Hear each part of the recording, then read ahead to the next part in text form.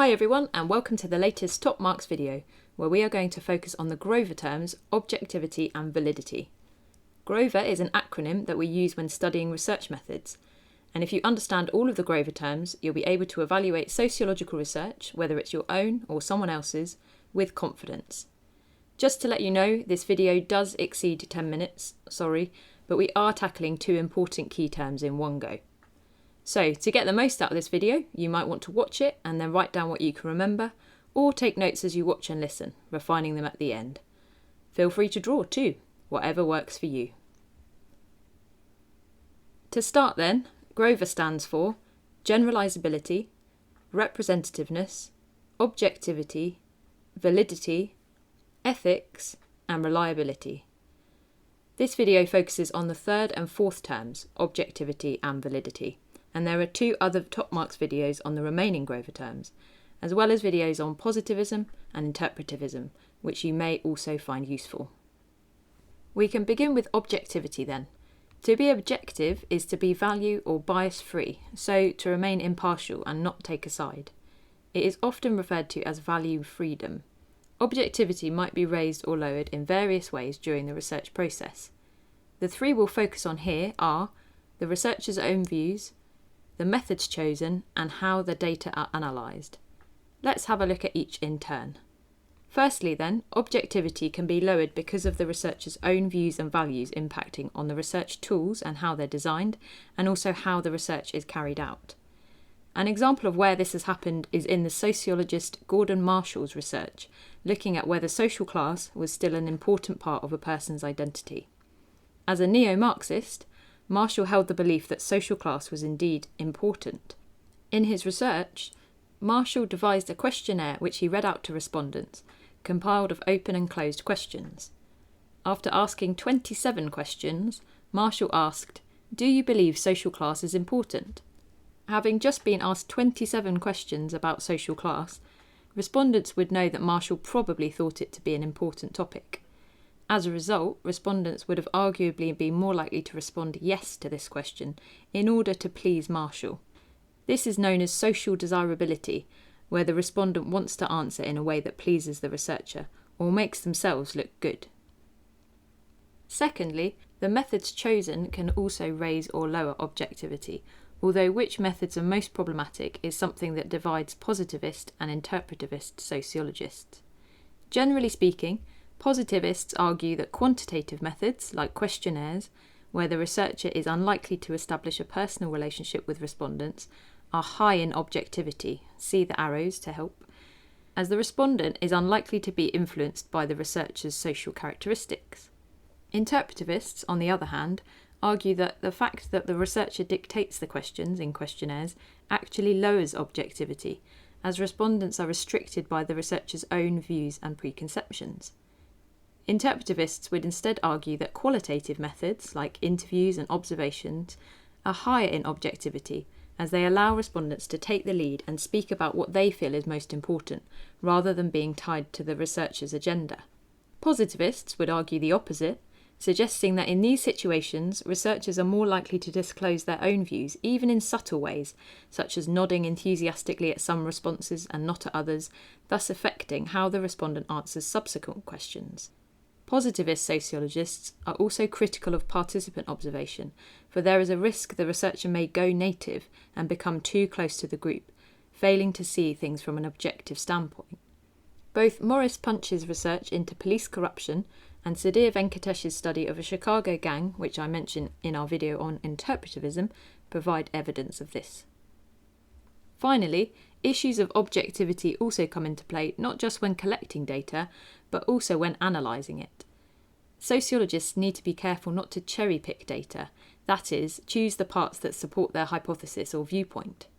So, for example, if a sociologist was researching on behalf of a charity or organisation that campaigns to combat loneliness amongst the elderly, and found that most of their sample actually felt well and happy, it might be tempting to leave this out in order to secure support such as funding from the government and other organisations. Positivists argue that quantitative data, such as statistics, speak for themselves, and so there's less opportunity for interpretation from a potentially biased researcher. They'd argue that cherry-picking is more likely to happen with qualitative data, which needs unpicking and interpreting. So, objectivity means being unbiased and value-free in our research and putting aside our own values and preconceptions so as not to interfere with the accuracy of data collected. Which links to validity, the next Grover term. Validity relates to whether data are truthful and accurate. In the most basic way, this could be as simple as someone lying or bending the truth when filling out a survey, but it also relates to how in-depth and detailed data are, which interpretivist sociologists are particularly concerned with. Validity can be raised and lowered in a number of ways. I'll cover just a few key ideas here to get you started. As with objectivity, the methods used can raise or lower validity. Interpretivists argue that qualitative methods, such as semi- and unstructured interviews or participant observation, are high in validity, as they allow respondents to talk at length and narrate their own experiences, which opens up the possibility of truly understanding how they feel about a topic. So if, like Marshall, we were conducting research into social class and asked respondents, "How does discussing social class make you feel?" giving them unlimited time to answer, we should, in theory, gain an accurate and detailed understanding of how they really feel about social class. In contrast, giving them the option of ticking a box in a survey, with the sort of options you can see here, might lower the validity of data, as respondents aren't able to disclose and explain how they really feel. Methods that allow the researcher to clarify any questions that might be misunderstood, such as interviews, can also raise validity. For example, if a questionnaire asked a person what their primary socialisation was like, but they didn't know what primary socialisation meant, they wouldn't be able to give a valid answer. In an interview, however, they could ask for clarification, or the researcher might sense that they need it at least, and then the responder could answer the question accurately. Similarly, ethnographic studies, that is, in-depth detailed studies of one culture or group, usually carried out through interviews and observation, tend to be very high in validity, as the researcher gets to see exactly how the group lives with their own eyes. In addition, they may achieve verstehen and better understand what it is like to be part of the group, rather than simply be told what it is like. This was true in the case of Venkatesh's research, which I mentioned earlier. However, unless the observation is covert, having an observer there in the first place can lead to what is known as the observer or Hawthorne effect, where those being studied change their behaviour as they know someone is watching them. So, just because a researcher is seeing a group's behaviour with their very own eyes, it doesn't mean this behaviour reflects the truth necessarily. As with objectivity, the validity of any data gathered in face-to-face research, such as an interview, is also affected by who is carrying it out. I often ask my students this question: if you are going to be interviewed about your love life, would you rather be interviewed by a friend, a teacher, your parents, or a sociologist who you've never met? The likelihood is that you might feel excruciatingly embarrassed talking to some of these people and perfectly comfortable with others, depending on your relationship with them.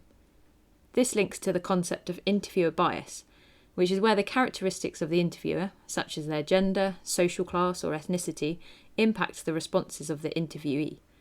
For instance, you might feel comfortable talking to a female sociologist about your love life, but not a male one, or vice versa. So validity can be impacted here.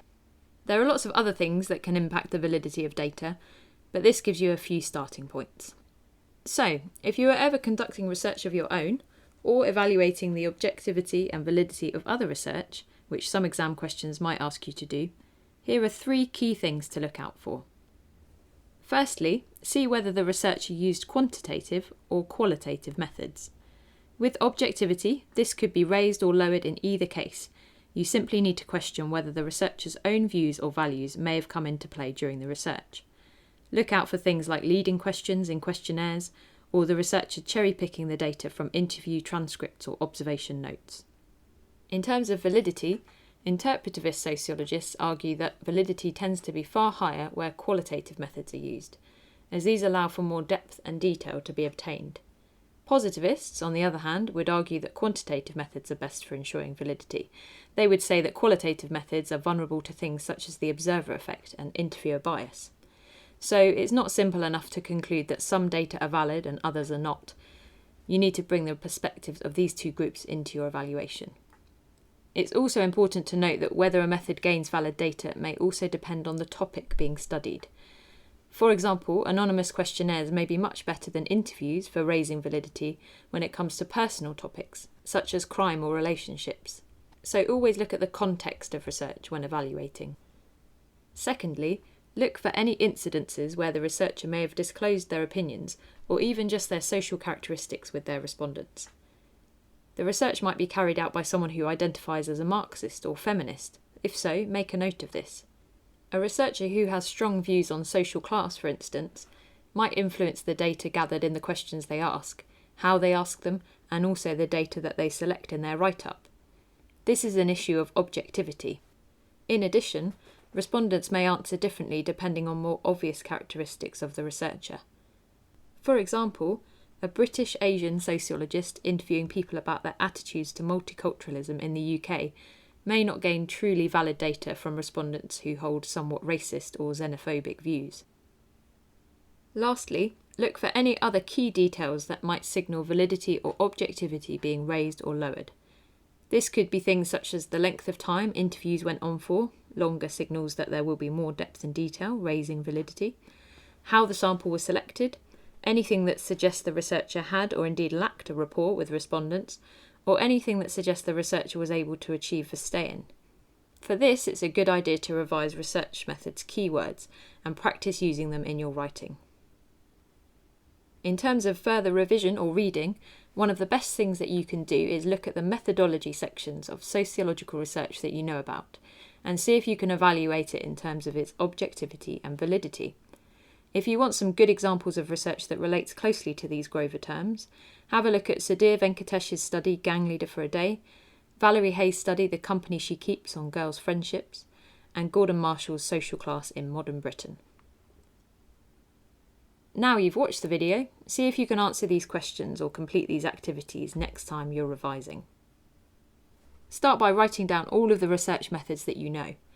How might each raise and lower objectivity? Next, do the same for validity.